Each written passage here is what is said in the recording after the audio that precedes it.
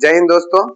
आज हम लोग व्याकरण के कुछ इंपॉर्टेंट टॉपिक है इस पे बात करेंगे। देखिए, ये हर एग्जाम, चाहे कॉम्पिटिटिव एग्जाम हो या मैट्रिक एग्जाम हो, चाहे इंटर के एग्जाम हो या कोई भी कॉम्पिटिटिव एग्जाम, या कोई भी चाहे वो बोर्ड एग्जाम हो या कोई कॉम्पिटिटिव एग्जाम हो, हर एग्जाम में यानी कि व्याकरण से यदि हिंदी में अगर प्रश्न पूछे जाए तो वह वर्ण टॉपिक से प्रत्येक एग्जाम में क्वेश्चन पूछते हैं। ठीक, चलिए आज हम लोग बात कर लेंगे कि ये वर्ण का पूरा जो खानदान है, इसके एक एक करके यानी कि इसके बारे में की डिटेल से समझेंगे कि आखिर में वर्ण कितने भागों में डिवाइड है और इसमें कितने सारे भेद होते हैं। ठीक है, यदि आप इस पूरा वीडियो को देख लेते हैं, वर्ण का पूरा बढ़िया से समझ जाते हैं, तो आप यकीन मानिए आपके कोई भी एग्जाम हो, चाहे मैट्रिक का हो चाहे इंटर का हो, आपसे एक भी वर्ण से क्वेश्चन नहीं छूटने वाला है। चलिए देखिए, पहले हम लोग समझते हैं कि वर्ण वर्ण एक छोटी सी ध्वनि होती है जिसे खंड या टुकड़ा नहीं किया जा सकता है। ठीक है, जैसे आप क ख अ आ ये सब कुछ भी पढ़ते हैं बचपन में, ये हमारा वर्ण होता है। ठीक, और टोटल वर्ण की संख्या 52 होती है, यानी कि 52 होता है वर्ण की संख्या। ठीक, 52 में से 2 वर्ण जो है हमारा ये दो वर्ण हमारा अयोगवाह होता है जिसे हम अंग और अह कहते हैं, और 2 वर्ण हमारा द्विगुण वर्ण होता है जो ढ और अंग यानी कि ढ और बरिर कहलाता है। इस दोनों को हम द्विगुण वर्ण कहते हैं। ठीक है, उसके बाद हो गया हमारा वर्ण यानी कि 52 गो में से 2 गो निकल गया अयोगवाह और 2 गो निकल गया द्विगुण, तो बचा कितना 48। अब 48 में 2 भाग डिवाइड कर दिया गया है, जो एक है हमारा स्वर और एक है हमारा व्यंजन। ठीक है, और स्वर की संख्या 11 होती है। अगर हम ये 2 अयोगवाह जोड़ दे इसी 11 में तो 13 हो जाएगा, और बच्चे याद कर लेते हैं कि स्वर की संख्या 13 होती है, जबकि ऐसा नहीं है। स्वर वर्ण की संख्या 11 होता है और 2 अयोगवाह निकल के बाहर से जाते हैं अंग और अ, तो बच गया स्वर हमारा अ आ ई से लेकर के अ तक। ठीक है, अ आ ई सब होता है और अ तक होता है। इसके बाद अंग और अ जो पढ़ते हैं वो अयोगवाह होता है। ठीक है, ये दोनों हट जाएगा, बच गया स्वर वर्ण। तो स्वर वर्ण की संख्या कितना है 11। अब 11 को स्वर वर्ण में इसका भी 2 भाग है।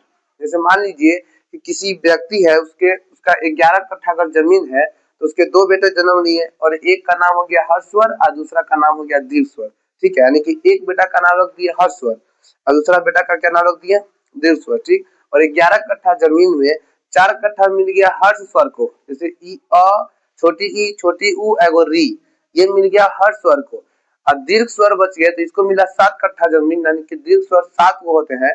और ये 7 को कौन कौन होता है, आ बड़ी ऊ ए ओ और अ, ये सातों हमारा दीर्घ स्वर होता है। समझ गए, जैसे हर स्वर के स्वर वर्ण के हो गया 11 कट्ठा जमीन, इसमें से 2 भाग में बांट दिए। एक भाग मिल गया हर स्वर को, एक भाग मिल गया दीर्घ स्वर को। हर स्वर को मिला 4 गो और दीर्घ स्वर को मिला 7 गो। अब देखिए, हर स्वर के आगे कोई खानदान बढ़े नहीं, कोई वंश बढ़ा नहीं, रुक जाइए। बट दीर्घ स्वर के 2 भेद हो गए, यानी कि इसके भी समझिए, तब इसके 2 बच्चे हुए, और एक हो गया हमारा मूल स्वर और दूसरा हो गया हमारा संयुक्त स्वर। ठीक है, अब ये मान लीजिए कि दीर्घ स्वर के पास 7 कट्ठा जमीन है, तो अपने दोनों बेटा को अपने जमीन में से ही देंगे। तो 7 कट्ठा में 5 कट्ठा मिल गया यानी कि मूल स्वर को, यानी कि 7 गो दीर्घ स्वर में 5 को मिल गया मूल स्वर को और 2 को मिल गया संयुक्त स्वर को। मूल स्वर को 5 को कौन कौन मिला, तो आ बड़ी ऊ ए और ओ, ये पांचों हो गए हमारा मूल स्वर। और ये जो ए जो है ए और औ, ये दोनों मिल गए हमारा संयुक्त स्वर के। ठीक, ये दोनों संयुक्त स्वर हो गए। अब चलिए, ये हो गया हमारा स्वर का पूरा खानदान। ठीक है, अब व्यंजन को देख लेते हैं। तो व्यंजन वर्ण की संख्या 33 होती है। ठीक, और ये 33 को व्यंजन वर्ण को 3 भागों में डिवाइड कर दिया गया है, और एक है हमारा स्पर्श व्यंजन, दूसरा है अंतस्थ व्यंजन और तीसरा है उष्म व्यंजन।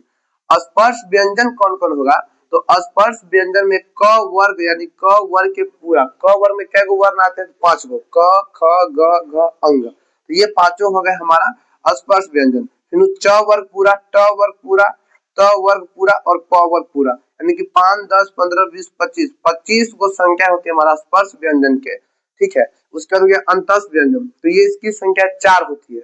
4 कौन कौन, तो य र ल व, ये चारों हमारा अंतस्थ व्यंजन है।